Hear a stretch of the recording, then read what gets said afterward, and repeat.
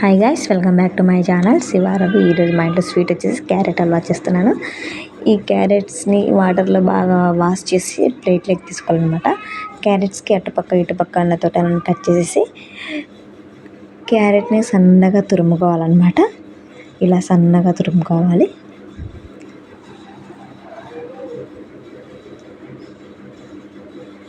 ఈ తురుముకున్న మిశ్రమాన్ని వచ్చేసి పక్క ప్లేట్లోకి తీసుకోవాలన్నమాట. ఇది తురుముకునేసరికి నాకు ఒక 20 minutes టైం పట్టింది. చూసారు ఎంత సన్నగా బాగుందో.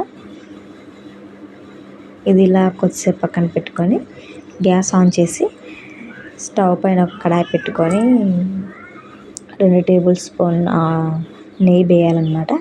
నెయ్యి ఫ్లేవర్ అయితేనే బాగుంటుంది. సో అందుకే నేను ఒక 2 tablespoon నెయ్యి వేసాను అన్నమాట. చూసారా, ఈ నెయ్యి బాగా హీట్ అయిన తర్వాత తురుముకున్న క్యారెట్ని వేసి వేయించుకోవాలన్నమాట.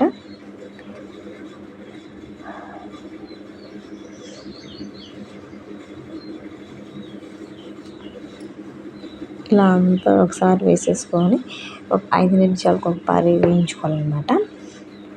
నా దగ్గర డ్రై ఫ్రూట్స్ లేవు కాబట్టి నేను యాడ్ చేయలేదు. మీ దగ్గర ఉంటే మీరు యాడ్ చేసుకోవచ్చు. ఏవైనా డ్రై ఫ్రూట్స్ బాగుంటుంది. డ్రై ఫ్రూట్స్ ఉంటే నా దగ్గర లేవు కాబట్టి నేను స్కిప్ చేసేసాను. ఇలా ఒక 5 నిమిషాలకు ఒకసారి ఇట్లా కలుపుకుంటూ మధ్యలో కలుపుకుంటూ ఉంటే అడుగంటుకోకుండా ఉంటుంది. ఇది మీడియం ఫ్లేమ్లో కలుపుకుంటూ ఉంటే బాగుంటుంది.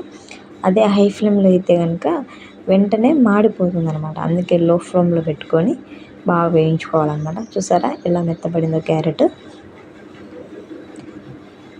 ఒక 5 నిమిషాల తర్వాత మళ్ళీ అలా వేయించుకున్న తర్వాత చూసారా ఎంత జ్యూసీగా బాగా ఆయిల్ పైకి తేలుతుందో.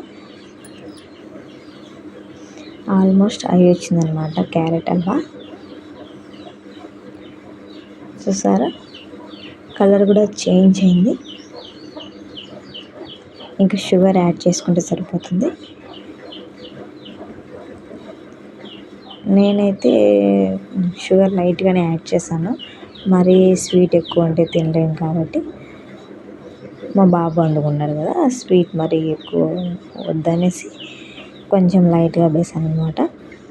చక్కెర వేసిన తర్వాత ఇలా 5 minutes సిమ్లో పెట్టేసి వేయించుకోవాలన్నమాట. తర్వాత వేడి క్యారెట్ హల్వా రెడీ. ఈ స్పూన్ వచ్చేసేసి నా సబ్స్క్రైబర్ల కోసం.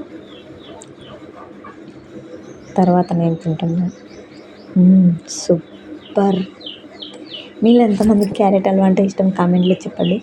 Please like and share, subscribe to my channel శివారవి.